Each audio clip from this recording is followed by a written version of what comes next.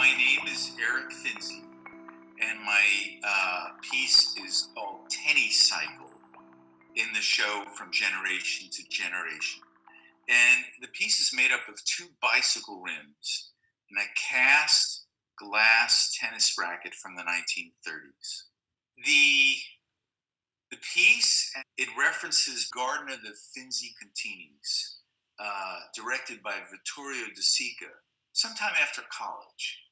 And it's such a striking film in its innocent beauty with this underlying malevolence, which is running through the film. So you can't help but be sucked in by seeing them playing tennis in their own private tennis court, the Finzi Cantinis. And then I'm thinking back to my own father.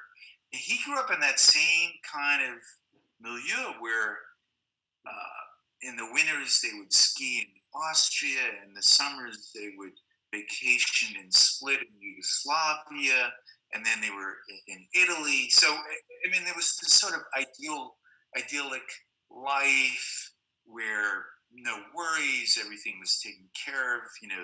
Part of the intelligentsia there, and just not really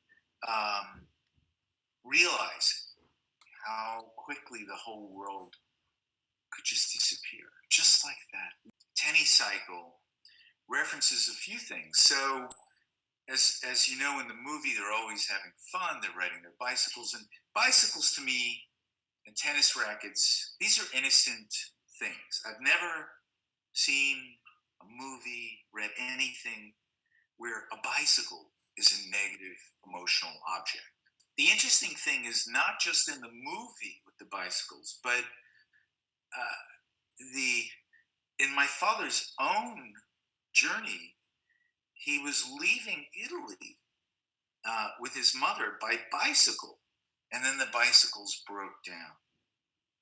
And so my bicycles don't have tires; they only have rims because they're not really functional bicycles.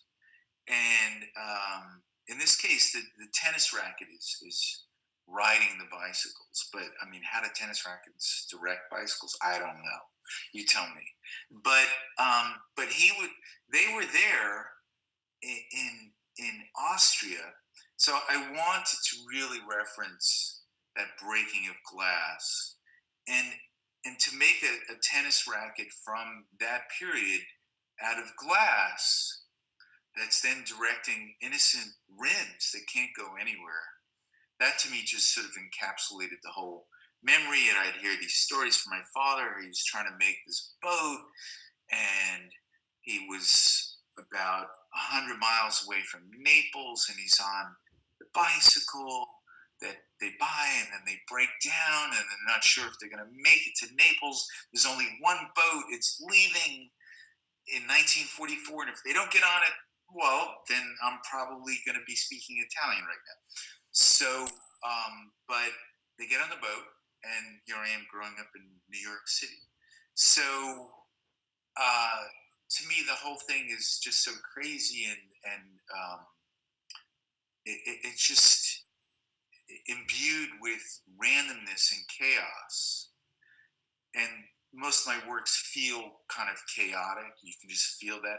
In this case, the Tennicycle doesn't feel chaotic as much as just this indescribable innocence without being nostalgic. So I'm interested in the nostalgia without actually getting too close. And so these are just reject bicycle rims that I've been able to pick up and find. There's nothing right about them. They just happen to fit nicely with this particular tennis racket, and so creating these images, interesting, stirred up memories that never existed, but that were implanted in my mind by my own thoughts about, well, what would have it been like for my family then? Because, I just heard stories. I don't really know.